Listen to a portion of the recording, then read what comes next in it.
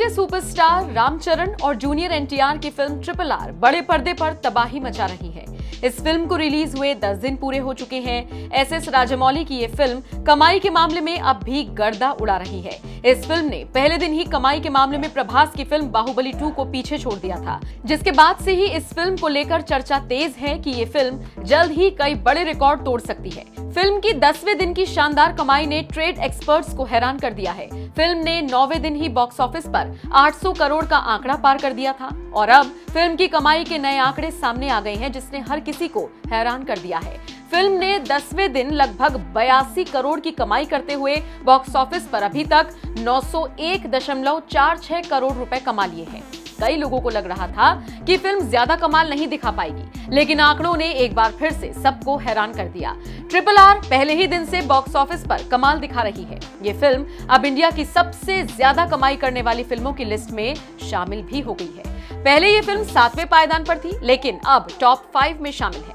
SS Rajamouli की इस film ने कमाई के मामले में बॉलीवुड एक्टर आमिर खान की फिल्म पीके को भी पीछे छोड़ दिया है, जिसकी कुल कमाई 832 करोड़ रुपए थी। कहना गलत नहीं होगा कि ट्रिपल आर आमिर की पीके पर भारी पड़ती हुई दिख रही है। बता दें, पीके साल 2014 में रिलीज हुई थी। फिल्म में आमिर खान के साथ अनुष्का शर्मा दिखाई दी थी। इस फिल्म ने बॉक्स ऑफिस पर धमाल मचाया था, लेकिन ट्रिपल आर ने इस बड़ी फिल्म को मात दे दी। बात करें ट्रिपल आर की, तो इस फिल्म को 550 करोड़ के बजट से बनाया गया है। 5 भाषाओं में रिलीज हुई ये फिल्म धूम मचा रही है। देखने वाली बात अब ये होगी कि क्या ये फिल्म इंडिया की सबसे ज्यादा कमाई करने वाली फिल्म बन पाएगी या नहीं। वैसे आपका इस खबर पर क्या कहना है, कमेंट करके जरूर बताएं।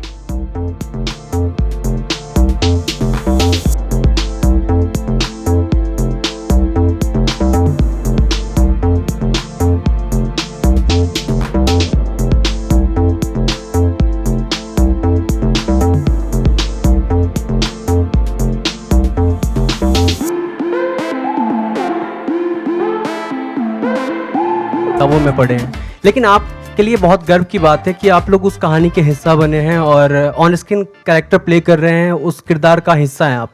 तो हम लोग महसूस नहीं कर सकते, क्या आप लोग कुछ फील करते हैं उनकी कुर्बानी, उनकी लड़ाई ऑन स्क्रीन प्ले करते वक्त, कुछ ऐसा? तीनों बारी बारी से आंसर। कुछ कैरेक्टर्स ऐसे होते हैं जब आप बहुत कुछ महसूस करते हैं। मुझे याद है कि एक ऐसा कैरेक्टर जो मैंने प्ले किया था, जो मैंने बहुत ज़्यादा महसूस किया था, उनका नाम था भगत सिंह। क्योंकि उनकी जब हम कहानियाँ सुनते थे कि वो जो फिल्म में था वो तो ठीक है, जो असली ज़िंदगी में भी वो क्या थे, उनके आई थिंक 90 से ऊपर की उम्र के भाई हमारे सेट पे आया करते थे, और वो जब कहानियाँ सुनाते थे तो आपका पूरा थॉट प्रोसेस आपकी ऐसे लगता है कि अगर 6 महीने और शूटिंग चलती तो आप एज ए ह्यूमन बीइंग बदल जाते। मतलब कि इतना फ़र्क पड़ता है कई बार। Hello, Rajmouli garu. One second, sir. I'll come to you. Well, I have done a film called Razi where I played character of an unsung hero, and I think I completely agree with Ajay sir that अगर आप 6 महीने और या 3 महीने और 1 महीने और you live that character, you really feel, because हम imagine नहीं कर सकते हैं what they have to do, what they go through, and how they put their lives at stake, for the country and for their people. हम imagine भी नहीं कर सकते हैं।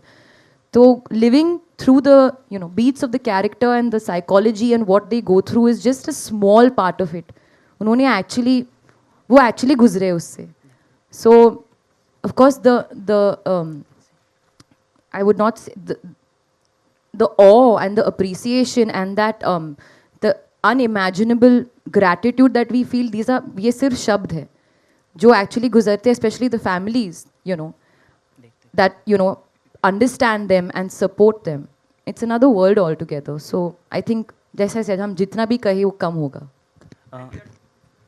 I didn't get your name. Rahul. Brother, कुछ characters ऐसे होते हैं कि पैदाशी से जब we've heard their stories, हम उनकी कहानियां सुन के बड़े हुए हैं। तो जब ऐसे कैरेक्टर्स करने के लिए when you have an opportunity, हम बस मेमोरी लेन में चले जाते हैं और बस you start remembering those stories. and somewhere you feel that you really don't need to work hard for it. क्योंकि they've तुम्हारी जिंदगी के ऑलरेडी वो हिस्सा बन चुके हैं. So you're playing yourself there. You're not playing some character.